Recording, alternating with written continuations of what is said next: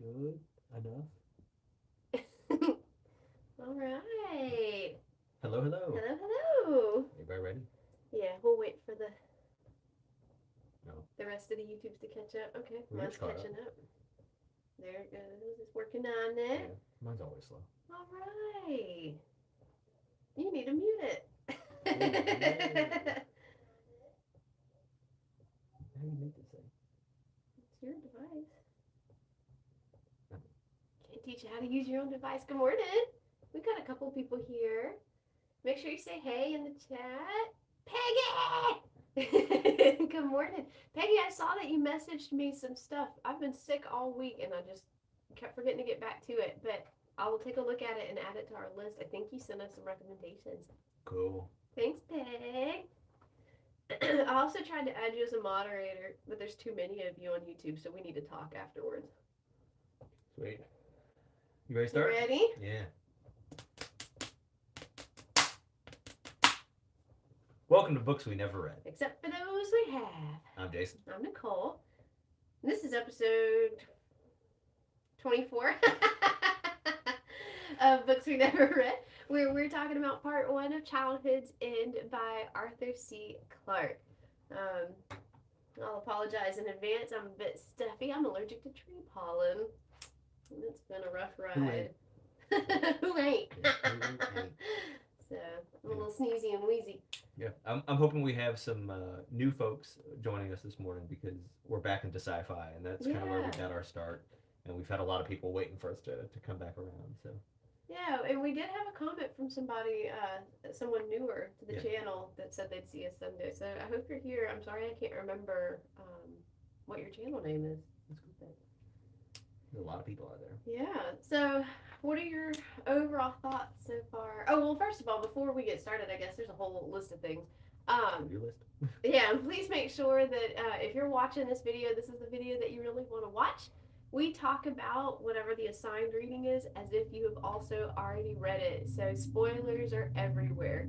So this is part one of Childhood's End by Arthur C. Clarke. But if you were here for something else, make sure you go to that playlist and watch the video that you really meant to watch. And I reserve the right to talk about any book we have already read. I just want to say that. Right. I will spoil anything if we've already read it on this channel. Yeah, that's true. That's true. So just be aware. Yeah. I'm just saying. And I can't really imagine that there's any spoiler so significant that would make it not worth reading the books that we've read. Never. Maybe Deception Point. We could give you a summary. I mean, it was worth it. It was worth it. Yeah, it's fine. But anyway. So yeah, what are your overall thoughts so far of Childhood's End? It was a short read, and I finished it, I think like last Monday or Tuesday, and I was really bummed out because I wanted to finish, or I wanted to keep going. Right? It's really enjoyable. I did a little more background research after our last show, and one of the things that really stood out to me was that apparently, like later, many years after this was written, Arthur C. Clarke went back and wanted to make some changes because he thought some things like didn't age well. And I'm not sure what those things were, but I imagine it's that he can't see in Carolyn can't see into a tunnel because that's kind of dumb. Carolyn, the overseer person, he can't see them underground. Oh, Carolyn. Just you listen to audiobooks. I don't. His Sorry. name's Carolyn. I was like, who's Carolyn? Caroline. You know, that alien. Carolyn. Whatever. Can't see underground. Yeah, and I think that was one of the things that he kind of wanted to change, right? Because like a tunnel, some being that showed up in a spaceship could clearly see. You can't use like into a radar. Yeah, but that was one of the things. At the time, I think all the stories kind of made sense and like the elements made sense. But as things went on and we were like perfectly capable of those things, like 10 or 15 years later, he was like, oh, okay. Well, and he wanted to change those things. But I think that ultimately the publisher talked him out of it. It was like, who cares? It doesn't matter. Right. So, but I just thought that was kind of interesting. But I'm loving it. I think it's great. I love the mystery. There's a little bit of science, much like Three Body, where we're kind of having to solve like these weird scientific problems, right? How do we detect this thing, or how do we, without him catching us? So it's good. I'm really enjoying Now it. there is a different version floating around out there. In 1990, there was a different version of Chapter One published, and in that chapter, it has like a woman who's getting ready for the Mars flight, and she's talking to a statue, just like probably Oh, then I have that version. you have that version. Okay, I do not have that version. Okay, yeah, it's weird. Very interesting. Yeah. So in my version, you have the Soviet, a Soviet person and a non-Soviet person, kind of that space race to space type situation. They're about to launch something into space for just space shenanigans or whatever, and that's when Oh, okay, gotcha. So it's not really a huge plot related difference Not at because all. the woman doesn't show up again. Nothing, Okay. none of that No, stuff comes up again. But I think that's interesting. Yeah, that is weird. I didn't know that. Yeah, so in my version, it has a Soviet woman astronaut talking to a statue of Yuri Gagarin. There you go. Thank you. Who was the first man into space. And when I was a kid, I had a Carmen Sandiego game where you could like help Yuri Gagarin go to space, and it was, I can't remember, but it was like Where in History is Carmen Sandiego or something, and you do all these different things. Like you did the Gutenberg press. It doesn't matter, whatever. But yeah, so she's talking to lost my coffee. It was a cool game. Anyway, so she's talking to the statue of Yuri, and that's when the overlords show up. And yeah, it was kind of a cool intro to like, oh, surprise, they're here now. But it doesn't matter. Like it's not a terribly relevant piece of the story yet, at least. Right. I doubt that it will be, but yeah. Okay, cool. Well, what do you think of so far?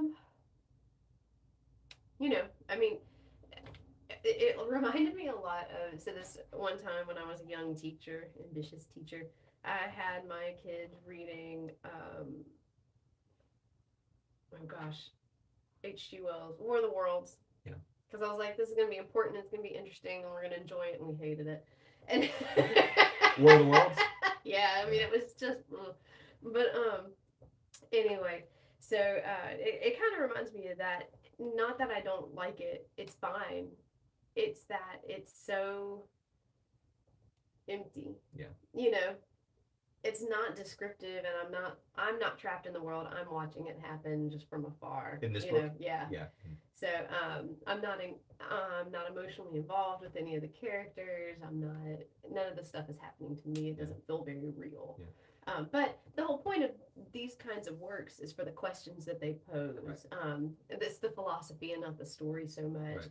And so for that part of it, I'm excited about our discussion. There was one other thing that I thought was very interesting. In my version, there was a really good foreword.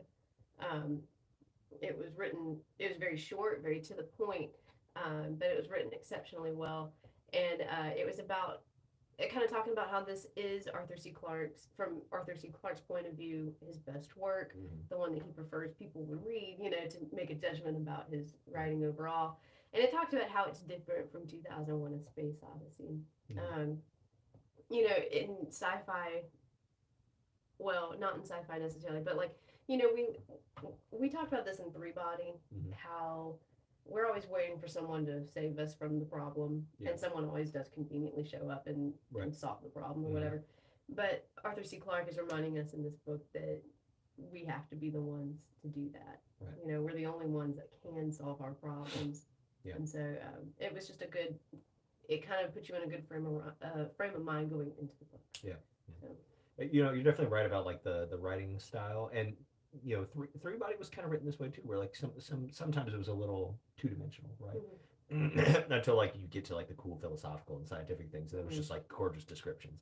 Right. But Three Body was written as a history, and I think we should see this one as a history as well, right? These are read much more like a history textbook, right? So then Stormgren went and did this, and they had this conversation, and we do get dialogue, of course, because it is a novel, but it's written more as a history than as a drama, right? And I think it's more like how I write, just because I'm unimaginative, so it's hard for me to write dialogue. But so I respect it. Okay, yeah. I mean that makes sense. Yeah. just real quick to catch up on the comments. Yeah, do it. Okay, so Peggy finally got 3 bodies, so she's reading that at the same time. Yes! Good job, Peggy. Yeah. Fun awkward start on her end since it begins with the U.S. versus Russia in the space race and secrets and whatnot. Yeah, Peggy's location right now. And oh, Peggy Senior's monument in the Tree Planet. It's a big deal around there. Very cool. Yeah, Peggy's in Russia right now. Yeah, very cool, very cool. Playing in the snow. I saw your snowflakes, Peggy. I think I don't know. I think maybe that addition, so much sci-fi is like American centric, right? Which is what's so cool about Three Body is that we get to see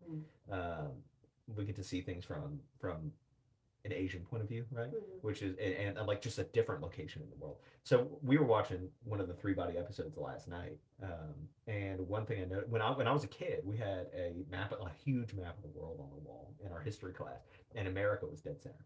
Right, and then like Asia was chopped in half, and when you look at there's a giant map on the wall in the like Battle Force Command Center or whatever in that show, and China's in the middle, and just like little things like that I think are so cool, and I think it's important to add things like the Yuri Gagarin bit because it makes this story like, oh, it's happening to everybody else, right? Because so much of the story happens in New York so far, and then it's like, hey, but we know that like. And especially at the time Arthur C. Clarke was writing, right? Like the Soviet Union was still a thing. It's a huge population of people. This is really before China took off and became like a superpower. And so that's like the other market, right? And it's a marketing thing, just here's my bit. Now it's applicable to them as well, right? They know like, oh, we have our own, spaceships over our cities and things like that, I think. So I think it's cool. Yeah. I think I don't know. I mean, this just might be my like space brain right now, but I think it's really cool the time that we live in. Especially as a young person growing up, you have an opportunity to learn about things from all different kinds of perspectives. We've never been more connected globally, and for a kid to be watching a show and to see a map where the U.S. is not the biggest thing. Yeah. Centered on the map. Yeah. I think that can really have a huge impact on the way you see the world from the get-go. Yeah. That we aren't the center of things, that it's an entire planet, right. I think that's really great. Yeah.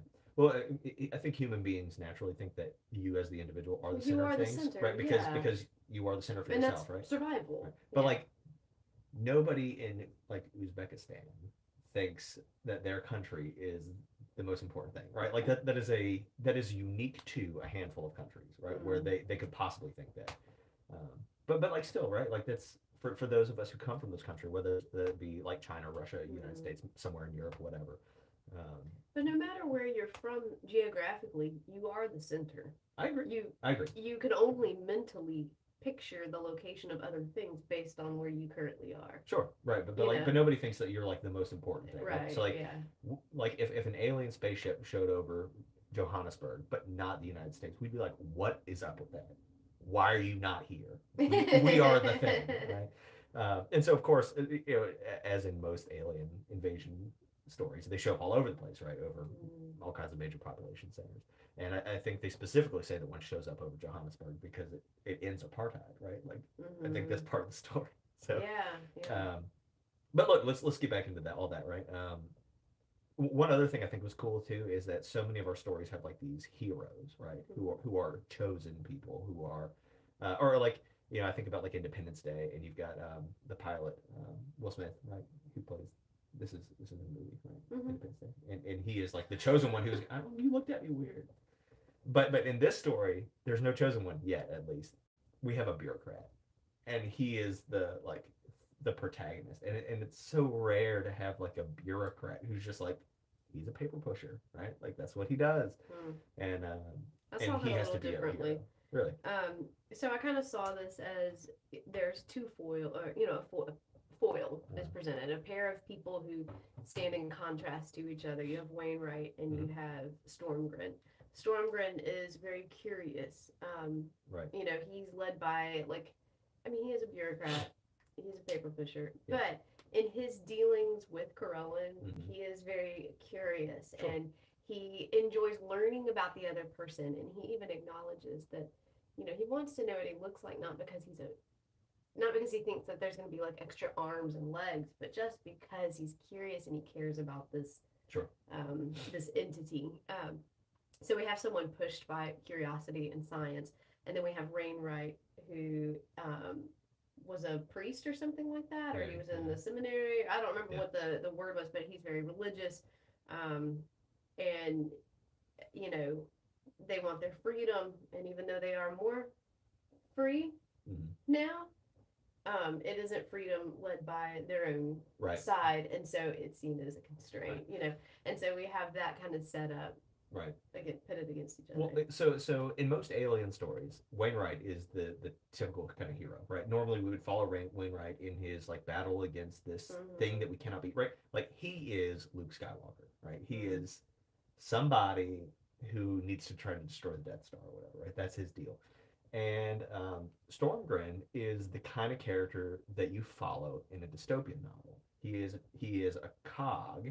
He is middle management basically, who then begins to question things and then to pull back the veil, right? And so I think what's interesting ultimately about his character is that he is our typical dystopian novel character, which tells us sort of like where this is kind of going, right? Like everything looks good. We're gonna peel back the veil. It's not gonna be what it's supposed to be, as opposed to just like obviously these are bad things, right? Because it's not obvious, you know. I mean, I have you mentioned like things are getting better and they are more free, right? I have this idea between um, potential freedom and like actual freedom, and I know a lot of like libertarian people, and if there were no laws, you could go anywhere, but would you really, right? Because everybody would shoot you if you crossed their yard or like whatever the situation is, right? But by saying you have to stay on this road, you can go anywhere, right? And so even though your potential freedom is lower, your actual freedom is higher, and so there has to be this balance there. And so in our current world, like anybody could be a millionaire and anybody can make it, but you're not. And in this world where the aliens are telling you everything to do, your actual quality of life improves, whereas like your potential for equality, like you will no longer be the head of the one world government because it's this guy, and that's all there is to it. And so your potential cap is a little lower. I like it. I want to live there. I mean, like something's gonna happen to make us not want to live there. One of our viewers had commented on one of our Three Body episodes a while back, and it was about this question of what would happen if we lived in a world with no laws. We'd make it a world with laws. Yeah, we did once. We once lived in a world with no laws. Right? Yeah. You want to catch up on comments real quick? Yeah, sure. Okay, I think we've got some. Let's see. Peggy says, I mentioned that someone's coming to save people, but we have to do it. It seems like the overlords just made simple rules to get along and then give little consequences when the rules are broken. But they force people to self-manage. It's very important in this book. It's about the world, so it's teaching that we are one world. It's the name, whether it's sci-fi or not. If there are aliens, maybe there's no God. If there's no God, how do we control people, and why do we do good? So bringing up this concept of morality, I think, will be really important too. That's always a really important motif in sci-fi. Like, where does our morality come from? And I think even the Overlord Corellin had a conversation about that, right? Like, he doesn't want to tell people that there's no God or that what their concept of God might not be real. That's something that you have to let people come to on their own. Well, the whole gentle guiding hand that they're doing is really so interesting, right? And so he's like, I don't care what y'all do, but you have to do this, right? So like, you can figure out how to end it, but apartheid is over, right? Or don't kill animals unless you're eating them. Yeah, don't kill animals. Y'all can figure out what that means, but we're not. Y'all can handle it. And especially when Stormgren disappears, and Van Ryberg, who is like lower middle management, who's just kind of like a weird sorry character, but like he the admin assistant. Yeah, but he he's just like, I don't know, man, figure it out, right? Like you figure it out, and that by telling someone where to go, but by allowing them to choose how to do it, creates this illusion of Mm-hmm. control, even though there isn't really. Because once you start managing all these different goals, you're really telling somewhere where to go. Yeah. I had a conversation with somebody the other day about um, I've joined this like group of people that's playing D&D together online, some friends from college, and the guy who's writing the story, I told him, just he wanted it to be total open world, and that's too much choice for us, right? And you don't know what's going to happen, but figure out where you want us to go, make these little paths, Mm-hmm. make them intersect again together, Yeah. and then we don't know that you're really steering us. Right. As the audience, it appears that we had these choices, but we don't really. Mm-hmm. So, Peggy says leadership style. That's exactly right. As a supervisor, I tell my people, I need you to do this, but you can figure out how to make it happen. Um, and that seems less dictatorial. Right. And you said the word, having the illusion of these things, right? Like that's the important part, and we already see that playing out. Stormgren always assumed that thing in the room when he went up to talk to Corellin was a screen, but it's just a two-way mirror, man. Right. Like it's not this great technology. Right. Corellin never said it wasn't. Right. You assume it is. Right. But Corellin he was creating this illusion that like there was some real high-techy stuff going on there, and it was just a mirror. Yeah. So I think that'll be important. The seed has been planted there that Corellin is manipulative. Right. Yeah, sure. Yeah. Talking about like the management style and all that, he makes a comment that at some point, like once we have the one world government done, that's when our real work begins. Mm-hmm. And I don't know what that means, right? Like, and that's sort of like we have two mysteries, right? Why are they here and what do they look like? And so, I mean, like, I'm interested to see what the real work is, because that might be where the nefarious stuff comes in, right? What if they're here to eat people, or give Right. water or whatever? Right. Well, I mean, and they clearly need something. Yep. Otherwise they. Yeah, you don't colonize places for no reason. Right. Right. You're there for the resources or something. That's unfortunate, but we are ants, right? I mean, like we're all just these little organisms. We're all little viruses just trying to stay alive. Yeah. And we like to think that we're on the top of the food chain, and we are until something else pops up. Yeah. So, let's see. I don't know. I like when society improves, even if it's at the cost of like, losing our creativity or losing our individuality. Because it's nice when society's not killing each other. Yeah. One of my favorite. Oh man, I know I can't do it. One of my favorite movies is Tron. Yes, definitely Tron. But no. The movie about where all the where they have like guns and they do like karate with the guns. It's got Matrix. No. Good guess though. Good guess. Give me a second. I'll look it up in a minute. But the point is, it's a dystopian movie.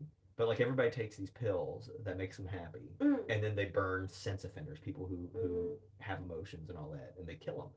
And that's a weird movie for me because I'm like kind of torn. I think that part of their world is definitely a better world, but also they're like murdering people on the fringes and not allowing people to have their emotions.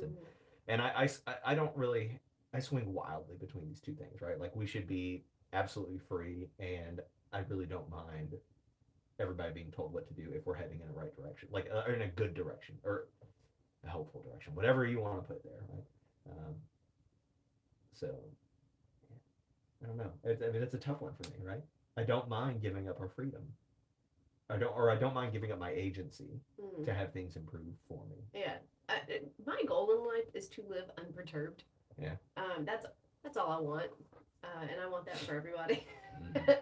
But humans tend to think that our emotions and our eccentricities and the fact that we're just crazy people with road rage and killing each other all the time, that's what makes our humanity. And they feel like if we take that away, that we've taken away something that's essentially human. Right. And this reminds me of Three Body and 2001: A Space Odyssey.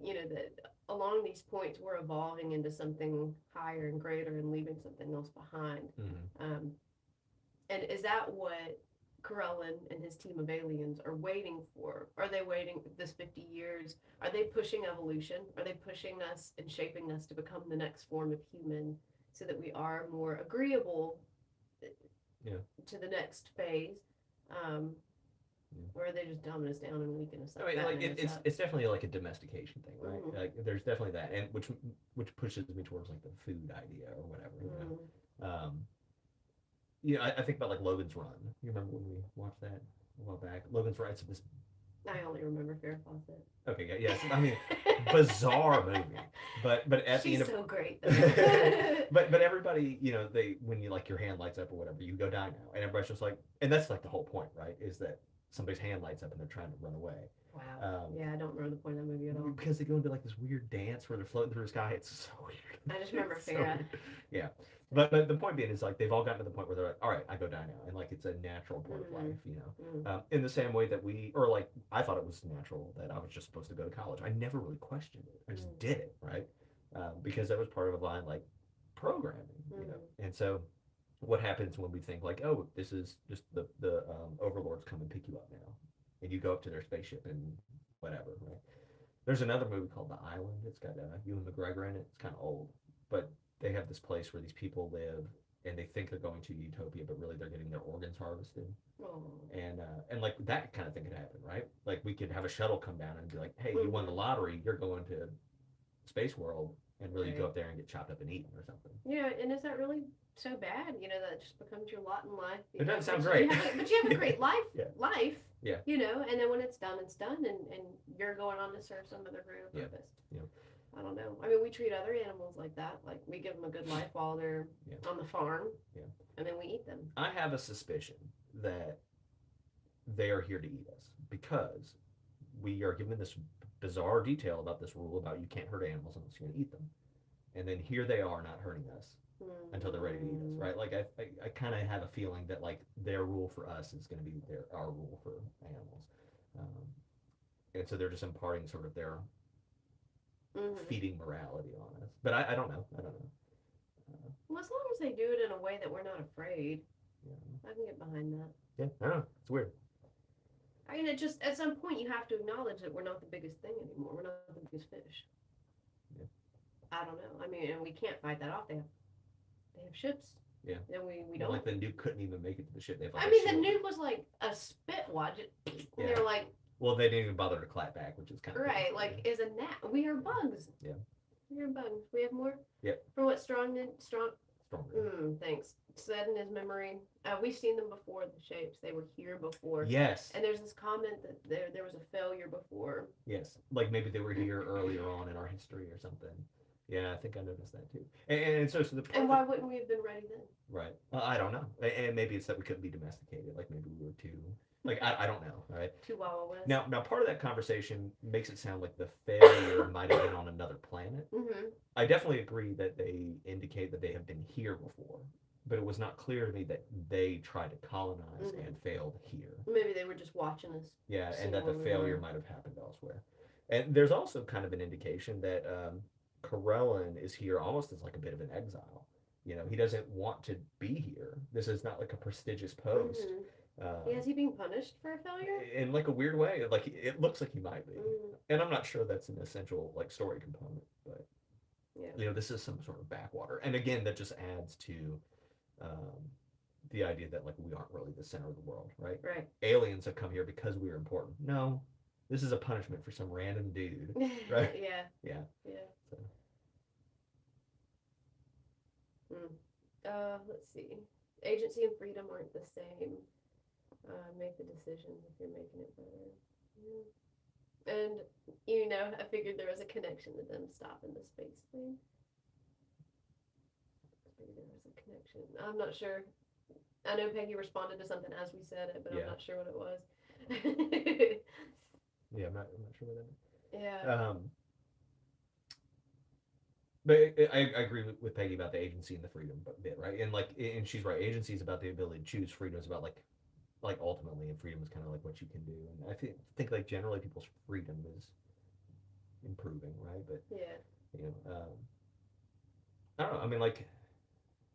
does it matter if we are? I mean, aren't we already being used in somebody else's great game, right? Yeah. Like without aliens being here, and so like, why do we care at all if that's what the aliens are doing? So He asked when they'd be able to go to space. They were so close when this book started, but nothing. Yeah. yeah. Yeah. What do you think about his? So let's talk about their appearance though, because we don't know yet what they look like. You're right.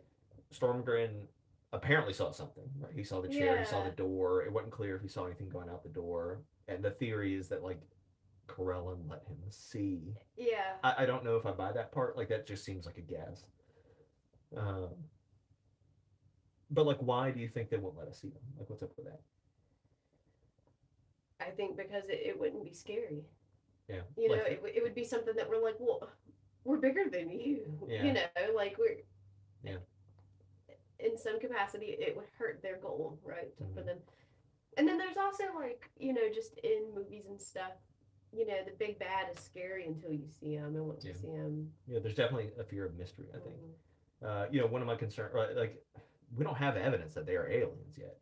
Like, what if it's people? What if it's somehow Right. people that made these things and then they are creating their one world government by doing this, right? Like, I Yeah. suppose that's a possibility. I do think it's also a possibility that they're so horrifying that we would immediately rebel, right? Like, until we have gotten just used to like them being there, and it doesn't matter what they look like. Van Ryberg is kind of our theory engine over here, right? Mhm. He just kind of comes up with all these guesses, and I don't think any of his guesses are bad. Yeah.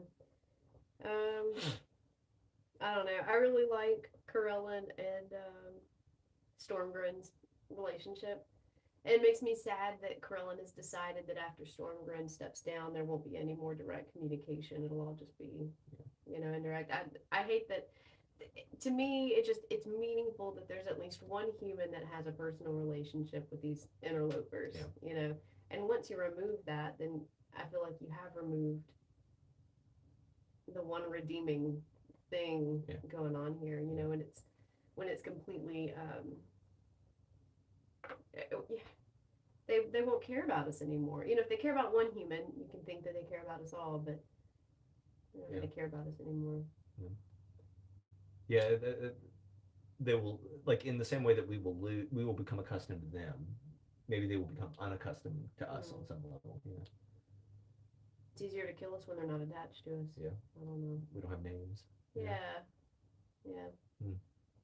Something to that. So that's kind I of think a we're bummer. food. I want to be friends with the aliens. Yeah. I want to learn. I want to hang out. Have tea. Let's watch War of the Worlds again sometime. Like the one with Tom Cruise in it. I don't think I've ever seen it.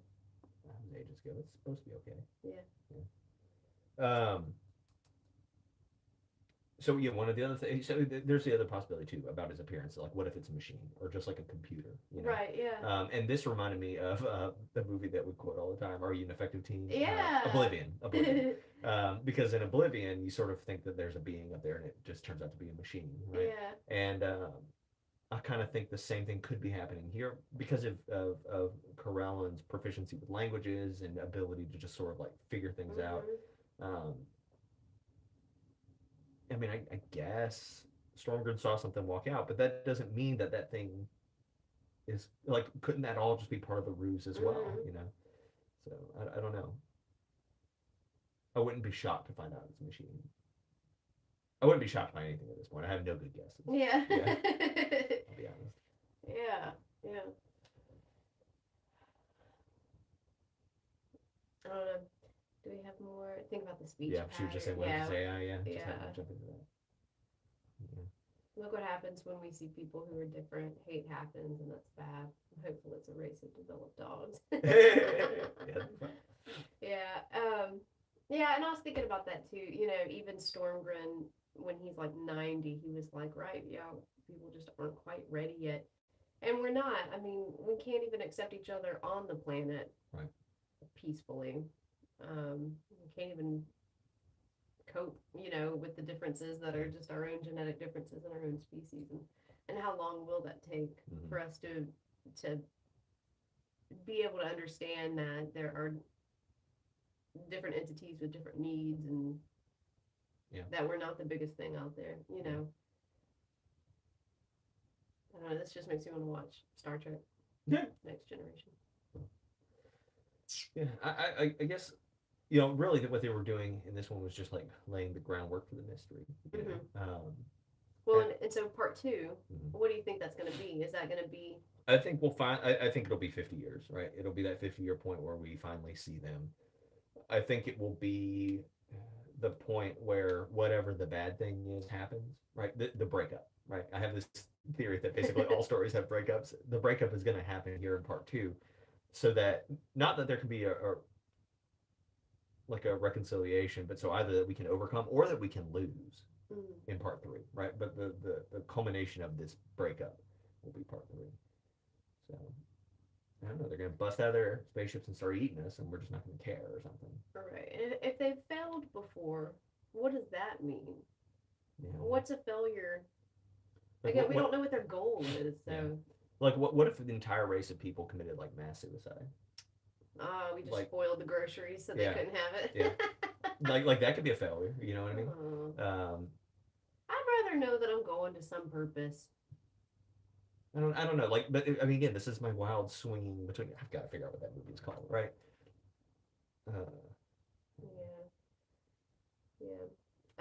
What's up with the cover of the book? There's a bunch of eyes. Where's 2 eyes? Oh, is it? It's like eye and eye. I don't have a cover. Yeah. You don't have a cover. I always look at the book covers to try to like glean some meaning out of the book or get some hint. Did you figure out the name of the movie? Equilibrium. There you go. Duh. Maybe they tried too much control last time. This time they're letting people do whatever, like parents being hands off. Yeah, maybe just like a more subtle steering, you know, sheep herding. Yeah. You know. Yeah, but and then the question is like, why do, like, it makes sense to me to need to control something absolutely, right? Like in the colonial world here, you showed up and you just told everybody exactly what to do because you were trying to, you would basically abuse them. If you're not abusing people, why do you care at all, right? And so the strategy for getting them to where you want to go, like I don't know. It just I need to understand like the purpose for it to be able to understand if it's a good strategy. Because generally, the thing that has worked historically for us was being quite hands-on, right? Like you had the whole like British Raj, and you had like a governor there, and he just dictated everything, and there was no political willpower whatsoever in India, you know. Why not do that? What if we go through this whole book and never learn their purpose? That'll be infuriating to us. It's like, you know, it's like this trial that we've been watching. Like everyone wants to know a motive, even though the motive doesn't matter. Yeah. You know, we need to figure it out. We have that natural curiosity. Yeah. But we can go through this whole book and not know what their purpose is and just be very unsatisfied by the end. For those of you watching at home, and many years from now, we're talking about the Murdoch trial. Yeah.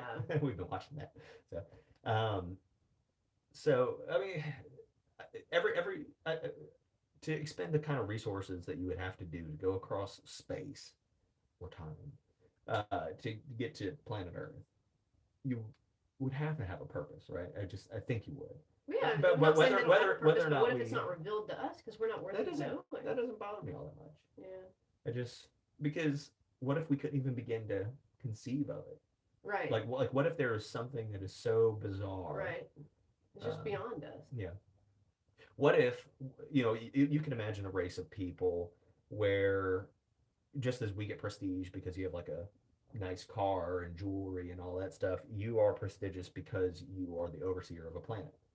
And so everybody, or like what if you can't get married in this society unless you have your own planet, or like something bizarre like that, right? Like we could have all kinds of weirdness out there. Where their goat farm, where their dowry. it's a cultural thing. It's not necessarily an exploitative thing. It's just something that doesn't quite make sense to us, but like that's the way their society works. So.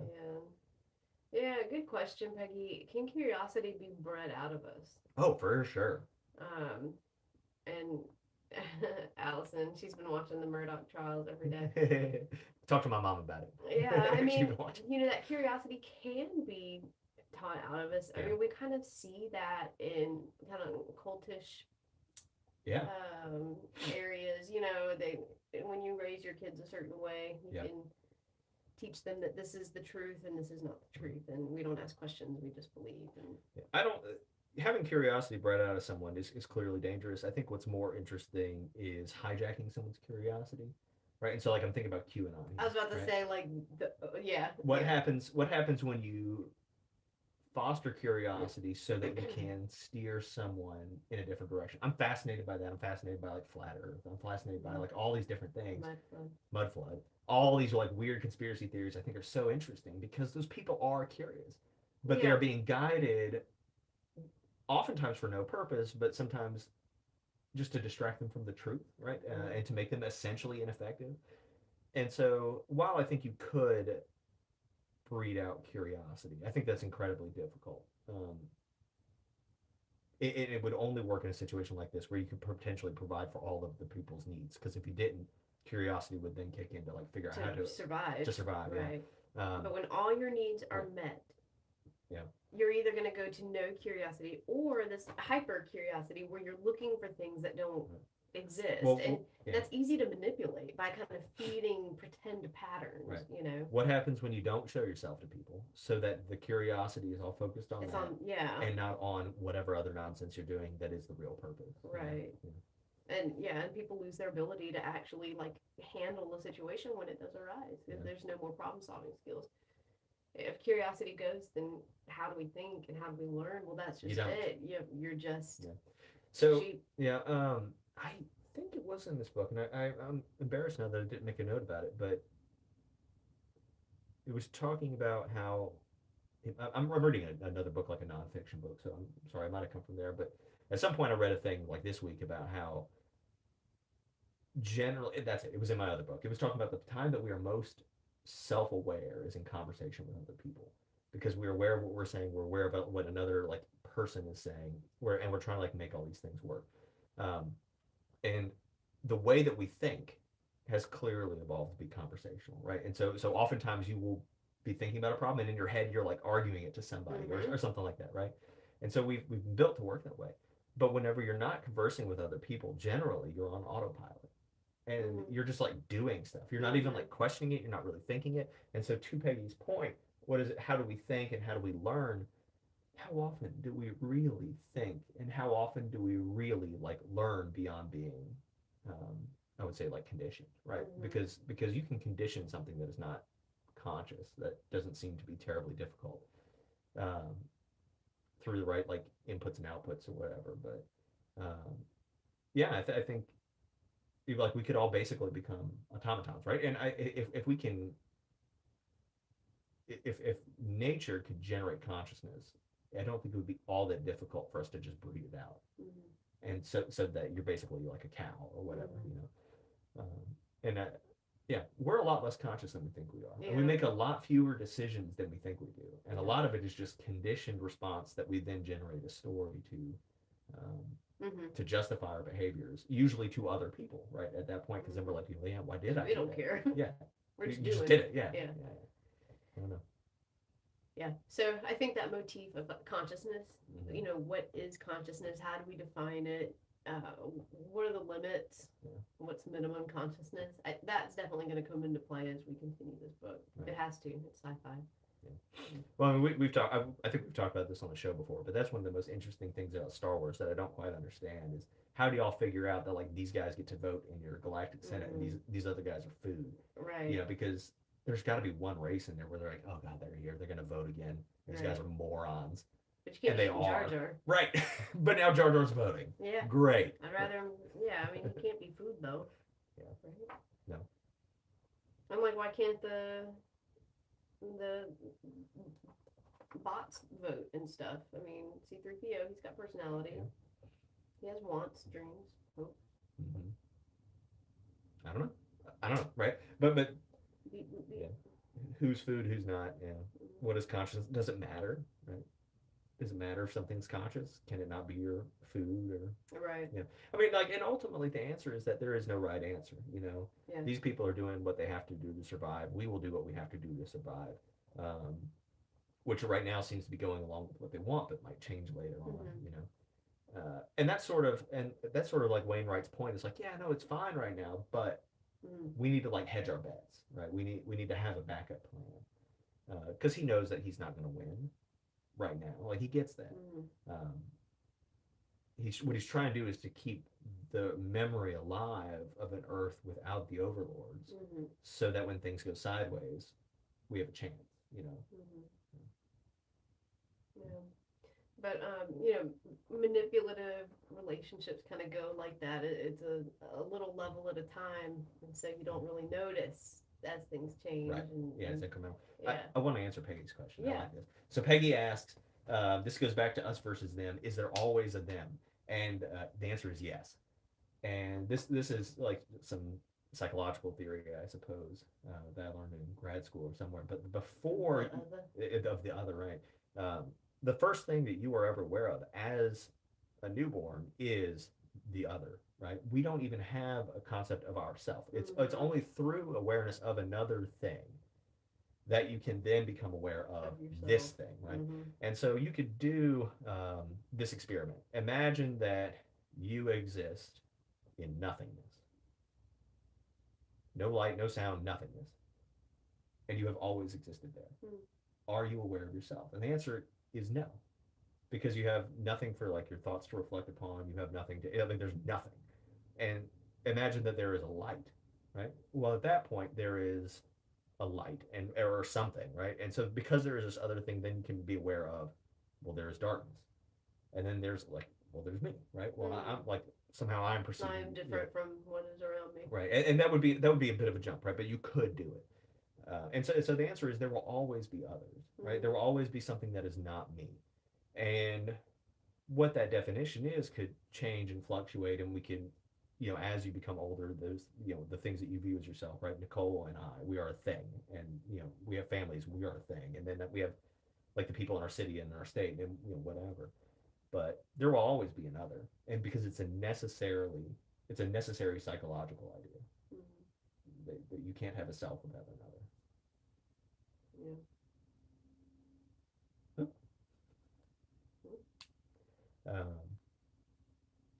Yeah. I mean, and that's sort of it's a real problem we have now. It's a problem we'll have when we meet aliens, and what do you do about the other? What do you do? Welcome them. Them can be inanimate. Sure. Yeah. The them can be inanimate. It just has to be other, and other doesn't necessarily mean enemy, right? It just means not me. And dark force theory. Yeah. See, that's part of me is like, well, these aliens showed up, and now we're gonna get them. Like, we better win. They should just nuke the planet to begin with. Or just like microwave it, put us all up in their ship, freeze dry us, then they can eat us forever or whatever. Yeah. Interesting. So what's their purpose? Yeah. Well, and so yeah, this is one of those things where like some of the sci-fi that comes out at this point about resources, I think is really interesting because like if an alien showed up because they needed metal or something like that, I totally understand that. If an alien shows up because they need water, that's interesting enough, but water seems to be much more available than we previously thought it was. And you can also just make water from hydrogen, oxygen, like you can just make it. And if you can cross space, you can make water. Right. And if you're here because you need meat, we can do that too, right? Like you can do all kinds of, I don't think people would invade anymore. If you got to that level, you would not invade for food. Right. Rare minerals, things like that like you can't necessarily easily combine. But food and water seem to be relatively easy. We can synthesize protein and whatnot. Interesting. Y'all got anything else? Let us know. Any other thoughts? 48 minutes. Wow. Yeah, we've gone on. One. We've gone on and on. And I have one more idea, but I'm gonna save it till next week. Because it's not really relevant. I'll do it anyway. Whatever. So you were asking like what if they're taking this on to like the next stage of evolution or whatever, and like maybe. But so I have this idea that I call the industrial evolution instead of the industrial revolution. Right? That's what I call it. And the idea is that that physics gives rise to chemistry, right? And that chemistry gives rise to biology. and that biology will always give rise to technology, and that technology will then give rise to something that we don't even begin to understand yet. And so when you say like, what if they're trying to make us take the next jump in evolution? Like I think, like someday we will no longer be here, but there will be robots, and they will teach their robot kids that once upon a time there were ideas in these meat sacks brains, right? Like, and that their great great ancestors were arrows and spears and slings and things like technologies, right, that we made, and that they incubated by being passed. So like just like we have genetics, I call it mimetic, right? Like they are a meme, they're an idea that passes between heads of people, and eventually they became much more complex, and those arrows became missiles and computers, and then here we are today, right?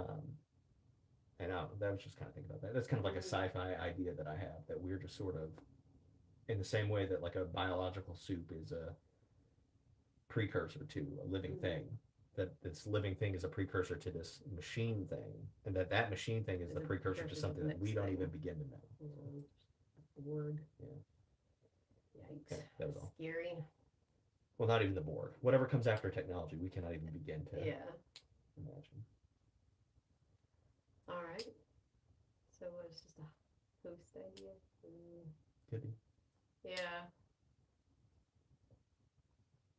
A Star Trek episode called The Host. It's really good. I recommend. Yeah. Cool. Yeah, it might just be the thing with bodies. All right, well, let's Interesting. call it quits for today. If anybody has anything else that you thought of, please leave it in the comments below. We'd like to talk about it. Next week, we are reading part 2, so please join us. And go ahead and start recommending our next reads, because Wow. we'll need to be picking our next book next week. Wow, yeah, we've only got 2 weeks left on this one. Yeah. Do be like that when you only have 3 weeks to start with. Yep. All right. Well, thank you all for joining us. We appreciate it. We had a lot of fun. Sorry this one went a little long. It went a little long, but thanks so much for being here with us. Yeah. And we'll see you next week. Cool. See you. Bye.